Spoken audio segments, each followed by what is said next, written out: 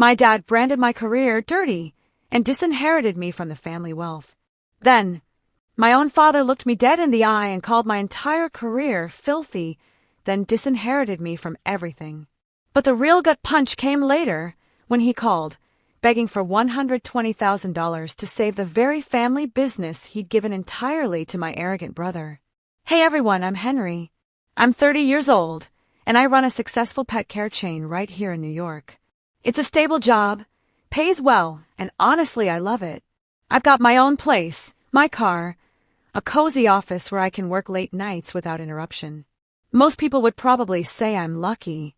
They'd imagine a loving, proud family supporting me every step of the way. But there is no family. Not the one I have now, anyway. Maybe the one I left behind exactly a year ago. I remember standing in the middle of a huge family gathering, a lump in my throat, and finally saying the words, "I don't belong here anymore." It wasn't an easy decision, believe me. But sometimes, when you're teetering on the edge of quiet desperation and crushing disappointment, you have to choose. Do you keep going down the same miserable path, or do you finally break the pattern? I'm telling you this story, not to cast blame or defend myself, but as a reminder. A reminder that to truly live, you have to be willing to lose what you once thought was impossible to live without. I walked away from my family that Easter Sunday last year, and I haven't regretted it since. That day, after what felt like endless frigid spring rains, the sun finally broke through. I drove out of Manhattan early, past people heading to church, and I was quietly, almost painfully, glad that our family was finally together again. For me, being on time has always meant being 15 minutes early, and that day was no different. When I arrived, the house was already buzzing with chatter and laughter. It was even more crowded than usual, relatives from everywhere, some I recognized by face but couldn't name. Mom had mentioned Dad had a significant announcement to make that day, but she wouldn't tell me what. I'd brought Mom her favorite chocolate mousse cake from that little Brooklyn alleyway bakery, carefully placing it on the kitchen counter. For years, these little gifts, red wine, gourmet pastries, or her favorite flowers, were my silent offerings. They didn't bridge the growing distance between us, but I desperately hoped they kept a tiny piece of the good son. I was still trying to be alive. About 20 minutes later, the celebration was in full swing. Glasses clinking, the smell of grilled meat and baked potatoes filling the air, and the usual small talk about real estate, stock prices, and where everyone's kids were going to school. I just sat at the corner of the table, silently eating, listening. I didn't join in. I didn't feel the need to. Then, about half an hour after everyone had settled, my dad stood up. He hoisted his glass of wine, that booming voice echoing through the room, the one he only used for big announcements. "Everyone, please quiet down. We have something important to share." The room went instantly silent. My heart actually skipped a beat, or maybe it just slowed by half. He cleared his throat. "Our family," he declared, "has come to a decision. Starting today, all the assets, including the company, the shares, and the real estate, will be handed over to Matteo." The silence that followed was deafening. My own world tilted. Then, just as everyone expected, the applause erupted. Loud, hurried, and enthusiastic, almost on cue. My mom spoke next, her eyes absolutely beaming, like she just witnessed her life's greatest achievement. "Matteo's been working at the family company for 5 years now," she gushed, "and he'll be the one to carry on the legacy, to take it to the next level." I just sat there, staring at my water glass, feeling its chill against my fingertips. But it did nothing to stop the icy pain spreading through my chest. Waves of applause crashed against my chair like hammers. No one asked my opinion. Not one person looked at me. No one even thought to ask, "What about Henry?" I was there, yet completely invisible. Present, but dismissed from the story. I knew they favored Matteo, but I truly didn't expect this. My younger brother, Matteo, is 2 years my junior. As kids, we weren't inseparable, but we never fought, not really. My childhood was always about justice, about fairness. I genuinely believed our parents saw us as equals. Back then, everything was split down the middle. 2 birthday cakes, 2 identical candy bags. Even our bikes were virtually identical, just different colors. And when we got into trouble, our punishment was always the same. No one got off easier. I remember one time we scribbled on the wall, and Mom made us both kneel and scrub every single pencil mark. No partiality. I thought our family was fair, truly fair, until I turned 18. It was an early September evening. I was sitting in the living room. My dad heard I wanted to study veterinary medicine. A veterinary doctor. I'd researched schools, picked one, even secured a partial scholarship. I just needed some cash assistance to get started. I expected him to ask about my ambitions, maybe offer some advice, or at least a nod of encouragement. Instead, he just sat there, arms crossed, his gaze absolutely frigid, as if I just said something utterly shameful. "I'm not putting a single dime into that career," he snapped. "If that's what you want, you're on your own." In that single sentence, I lost all hope of what I thought family meant. Simple, but final. I didn't understand it then. I couldn't grasp how a career choice could make me feel like a traitor. It took years to understand that my choices just didn't align with their agenda. After that, I was no longer the family's pride. That role, slowly but surely, fell to Mateo. Everything changed after I told my dad I wanted to study vet medicine, not with harsh words or direct disapproval, but through a peaceful, progressive detachment. Over time, I just became quiet. Perhaps that was the price you paid for deviating from their plan. And even as we drifted apart, I never abandoned them when they actually needed me. I still sent Mom Mother's Day roses. When Dad needed a new AC unit in the summer, I helped. I kept showing up when the company struggled. I never kept score. So maybe that's why the betrayal at Easter hurt so deeply, because it came from the one person I thought would never, ever treat me like an outsider. My own father. A year before that Easter, he called late one night, his voice low and wavering, like he'd fought with himself for hours before dialing. I'll never forget what he said. The company was in crisis that night. They needed $80,000 to prevent a total collapse after a major contract fell through at the last minute. I suggested writing up a formal statement, or at least documenting my contribution to the firm, but he stopped me immediately. He comforted me with one sentence.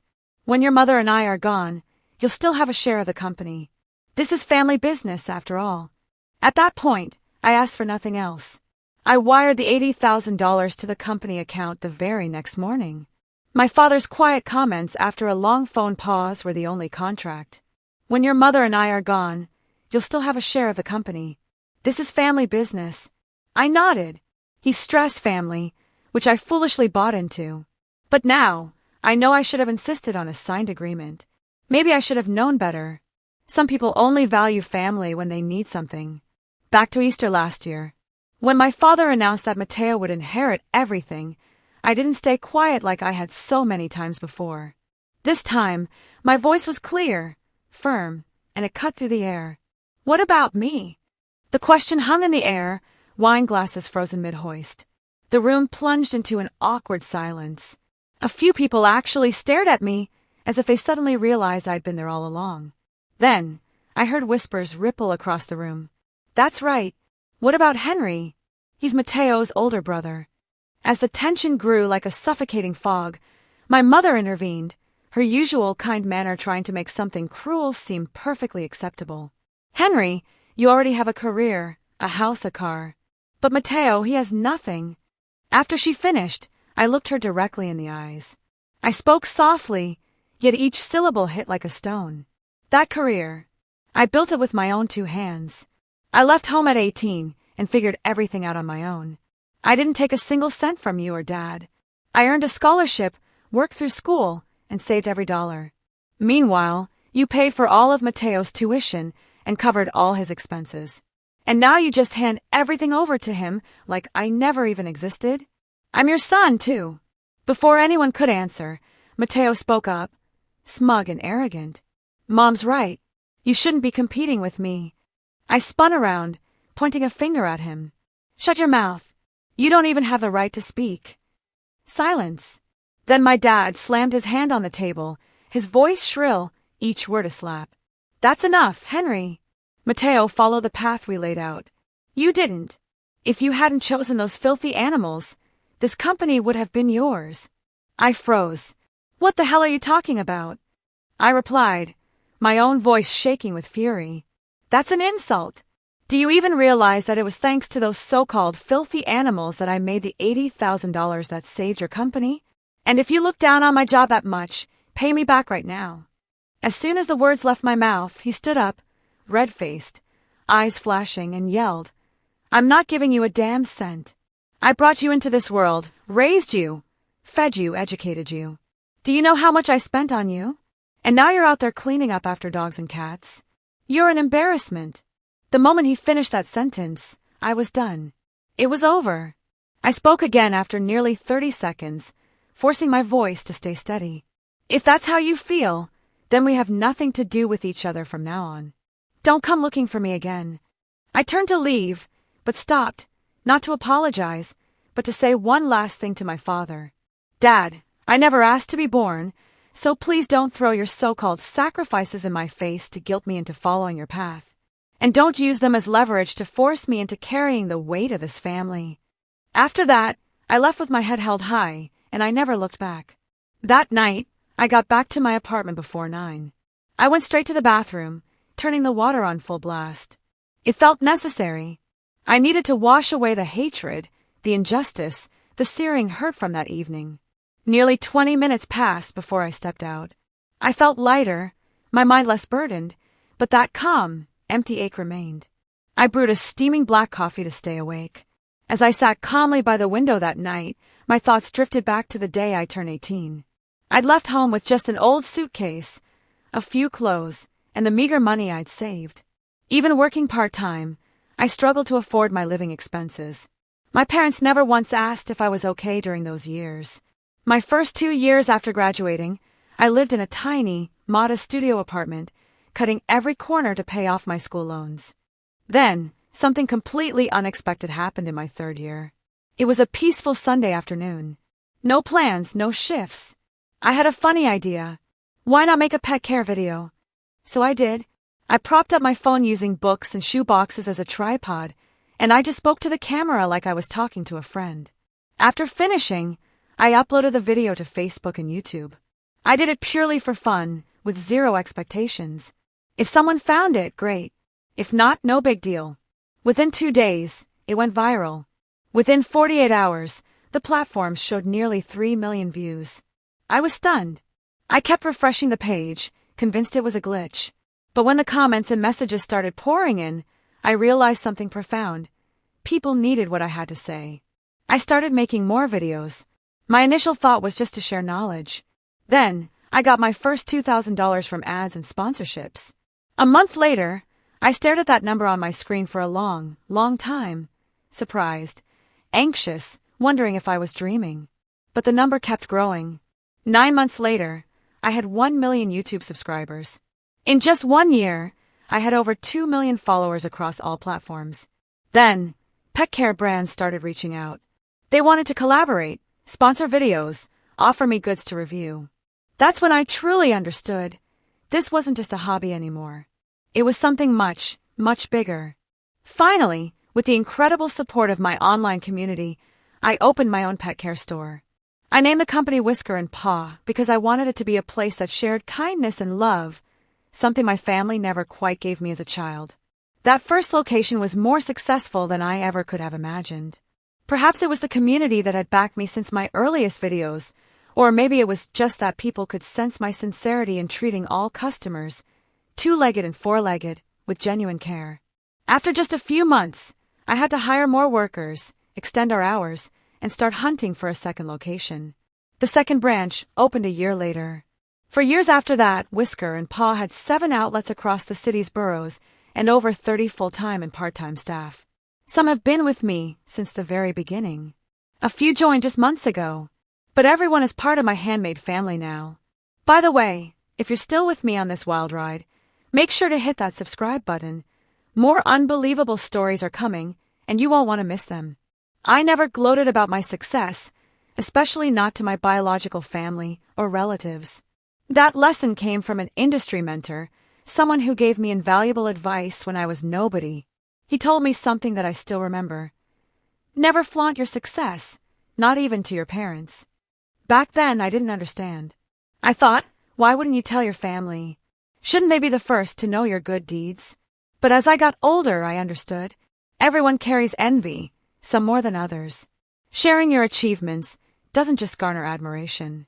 It opens your wallet. They start to think you'll lend them money, offer business ideas, or just help out because you know we're family. And when you decline, admiration curdles into resentment. Pure resentment. So I kept quiet. I'd still go home for holidays, still bring pastries, gifts, maybe a nice bottle of wine or a thoughtful present for Mom. But I never mentioned money, staff, or new projects. To them, I was just Henry, the pet sitter. Personally, I preferred it that way. About 6 months after that explosive Easter dinner, I didn't text, I didn't call, and I didn't go home. My parents, Charles and Margaret Walker, were silent too. 0 check-in texts, no unexpected calls. It felt like my disappearance was planned. I wasn't sad. In those early days, waking up without having to check for Mom's messages was like a weight being lifted from my shoulders. Every night, I could sit alone in my quiet apartment, drink late-night coffee, and work without being pulled back into that vague sense of family responsibility. For the first time in years, I could finally name the feeling. Freedom. However, 6 months ago, my phone rang as I was pouring a second cup of coffee on a Saturday morning. It was Dad. His name flashed on the screen, and I froze in the kitchen, half-full coffee cup in hand, my thumb hovering over the decline button. But I didn't touch it. I briefly considered the possibility that they'd changed. Imagine a call to apologize. I don't know why I believed that. Maybe I still wanted to believe they'd thought about everything after that night. Maybe I still had a tiny, foolish bit of hope. A few rings later, I finally answered. My father's voice was immediate. No small talk, no hesitation. Henry, the company's in serious trouble. Mateo signed the wrong contract. Now we're looking at $120,000 in damages. Can you help us? For the family's reputation? For the Walker name? Without even thinking, the words spilled out. $80,000 was more than enough, Dad.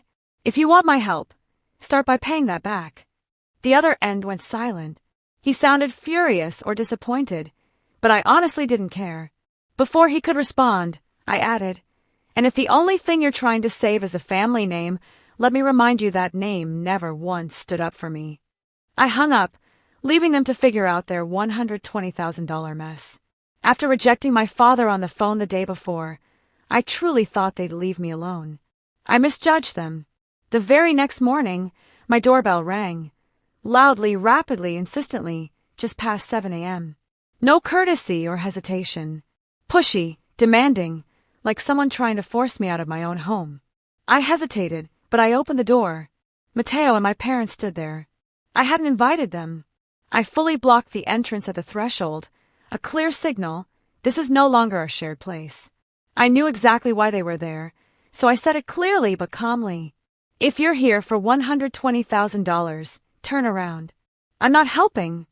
My words resonated clearly along the quiet hallway despite my low voice. After I finished, my mom took a step back. Something else made her eyes crimson, not tears, but maybe stress, disappointment, or even rage. With nowhere else to go, she spoke next, attempting to sound gentle, but her voice was tight. Henry, you have a whole chain of pet care stores. $120,000 isn't that much to you. I'm begging you. If you don't help, the company will collapse. Our family will lose everything. Mateo moved half a step forward, avoiding my eyes. I'd never heard his voice so quiet before. Henry, please, just this once. I know I messed up. I know I ruined everything. I remained silent. I let them speak, didn't interrupt. My head didn't tremble. I just stared at them, grasping the door frame like my boundaries would shatter if I let go. After a long, agonizing pause, I replied slowly and clearly, leave before I call the police. My father's face hardened instantaneously. My mother opened her mouth to say more, but I stopped her. I repeated it louder, to avoid any confusion. I have nothing to do with any of you anymore. You all have to live with the consequences of your choices, your favoritism, your silence. Mateo, too. If the company collapses, that's not a tragedy. It's a consequence, and I'm not responsible for saving anyone. I closed the door. Firm. Final. I returned to my cold coffee when they were gone. But my mind was already racing in another direction. A question whispered in my head, stopping me mid-sip. How did they know I have 7 stores? I'd never told them. I'd never mentioned it. Always kept my distance. Even at the rare family meetings before everything fell apart, I never spoke about my business size or earnings. They didn't follow me on LinkedIn or Instagram. Then it hit me. YouTube. That was the one thing I couldn't hide. I still post pet care videos there. Gentle, meaningful clips about my profession and my love for animals. Someone they knew must have sent them a link. Or maybe they found it themselves. That sent a shudder down my spine. Not because I feared discovery, but because I knew exactly what they became when they sensed an opportunity to exploit. I acted immediately. I unlocked my phone, went to my message screen, and typed each phrase carefully. The sentences landed like door knocks. If you, Mom, or Mateo take any action that damages my reputation or business, I will sue. I'm serious. After sending, I prayed they wouldn't cross that border. But Mateo, oh Mateo, he kept going despite my clear warning. The very next day, he posted a twisted story on Facebook, Reddit, and Instagram. I didn't even read it right away. Friends started sending it to me. I was getting questioned by employees, and even the media. I didn't need to read every single word to understand his narrative. His post claimed I had abandoned my family when they were near bankruptcy, that I'd ignored my parents' desperate requests for aid. He even stated I'd expelled them like strangers from my own house. And of course, he noted that I had mistreated my flesh and blood before. The plot was so twisted, so embellished, that I couldn't tell what was real anymore. But people don't care about the truth. They just want an emotional story with a cold, affluent villain, a struggling, innocent family, and a terrible ending they can gossip about and condemn. I started losing clients that morning, right after Mateo's post went live. Numerous grooming appointments were canceled. Our company's social media was inundated with angry comments. I received hate mail in my inbox. I was facing the very real risk of closing my businesses if I didn't act fast. That afternoon, I went to see Brian, my old buddy and attorney. He'd helped me draft my very first store lease. I didn't even call him, just texted one sentence. I need to see you urgently. Brian squeezed me in between 2 meetings. His office was clean, quiet, and bright from a wall of windows. As I explained everything, he sat behind his desk, fingers intertwined, listening intently. I handed him printed comments, revenue figures illustrating the impact, and a screenshot of Mateo's initial post, which I'd saved. After I finished, he looked up, folded his arms, and gave me an unreadable half-smile. Then Brian said, "You just hit the jackpot, Henry." I frowned, gently asking after a few seconds, "What do you mean?" Brian laughed, leaning his head toward me. "I mean, you've got nothing to worry about. Everything Mateo's done, the post, the damage to your business, your personal and brand reputation, it all adds up to a solid civil case. And with the amount of evidence you've got, I can tell you right now, you're looking at a pretty big payout." I felt like an enormous weight had been lifted from my shoulders. Brian continued calmly, "Mateo is going to be held accountable for what he's done, legally and financially. And if the court rules fairly, the compensation could easily exceed everything you've lost." I just stopped talking. "Yes," I nodded. I then opened my backpack, laid my prepared paperwork on the table, and told Brian, "Draft the case. I'm giving you full authority to handle this." Brian smiled and offered his hand, not for congratulations, but for a firm start. That afternoon, I signed the power of attorney. There was no warning text, no waiting for someone to change, no wavering emotion this time. I was going to sue, and for the first time in a very long time, I felt utterly guilt-free. Weeks after I signed the power of attorney, Mateo's lawyer contacted Brian. They wanted settlement talks. I wasn't surprised. Like them, they only come to the table when they're backed into a corner. They only pretend to resolve things, gently after losing all control. As expected, Brian called me into his office one Thursday afternoon. He casually showed me a tiny file and remarked, "Your family wants to propose a deal." I looked at him, saying nothing. Brian opened the file, slid the top page toward me, and continued, "They want to sell the company. In exchange, they'd like to stay on as internal advisors." I scanned the lines from my seat. Nothing was technically wrong. Nothing was illogical. But all I wanted was no part of them anymore. I looked up, my voice calm and clear, not sour, but like someone who was truly done with needless concessions. Tell them I'm not interested. Brian nodded slightly. He didn't ask why. I got up, grabbed my coat, and turned to him before leaving. I'm not buying the company. I'm not hiring relatives as consultants. I hesitated, then added to finish. I'm not saving a family just to keep being treated like a walking wallet. The trial began 3 months after Mateo uploaded that fraudulent information. Although the Manhattan District Courthouse was close to my apartment, I left extra early that morning. I needed a few quiet minutes in the car just to breathe, regain my composure, and remind myself that I was doing this for justice, not anger. I entered the courtroom to find Mateo already there. He sat next to his lawyer, apprehensive, trying desperately to appear calm. The arrogance and contempt he'd shown me when we argued at home were completely gone. He gazed down more than up that day. I looked forward. Brian was ready. He meticulously listed every single loss. Canceled contracts, store closures, income declines, employee compensation. Official stamps, receipts, and paperwork supported every single claim. Nothing was exaggerated. Mateo's team tried to argue that the message was personal, that they didn't expect the effects, and that people misinterpreted his words. But no one in that courtroom believed that nearly 30,000 shares of his post were a misunderstanding. I kept my head down as the judge read the summary judgment. No need to look at Mateo. No need to look for my parents, who weren't even there. I listened calmly as the words came out. The defendant, Mateo Walker, is found liable for significant commercial damages and is ordered to compensate the plaintiff, Henry Walker, for direct losses totaling $248,000. Silence followed the verdict. I rose. I didn't look at Mateo. They weren't there, so I didn't search for their reaction. I simply left the courtroom, putting a final period at the end of a long, painful sentence that never needed to be written. I triumphed, not to teach anyone a lesson, but because I finally stopped letting them walk all over me. After the litigation, I heard Mateo had to sell the company, once called the family legacy, and his house to pay me the $248,000. I didn't ask for details. I didn't investigate. I didn't question his method. I just didn't care anymore. I only needed to know that they had ignored my warning.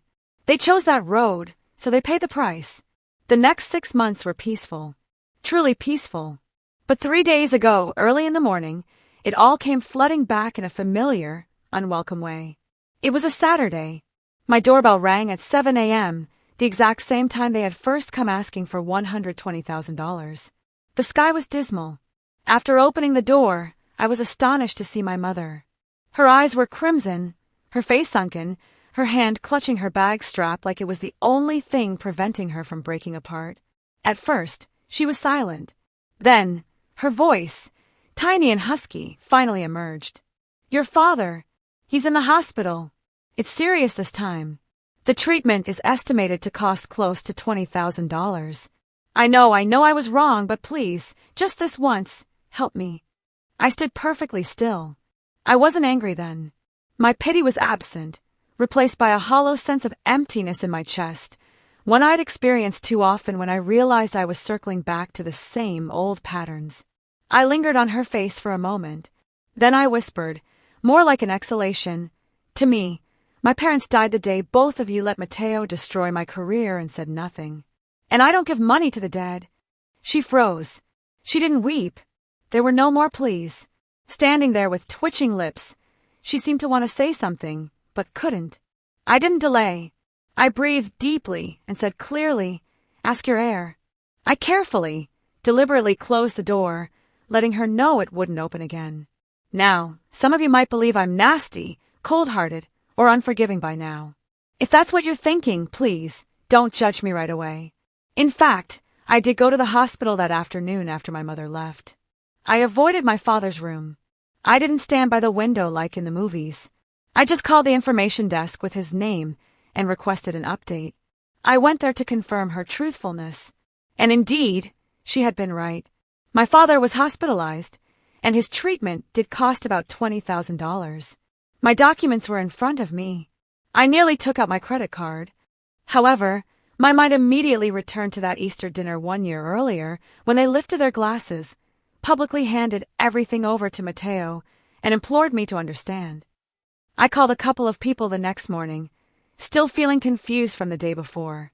I checked with real estate contacts that my parents still owned their house.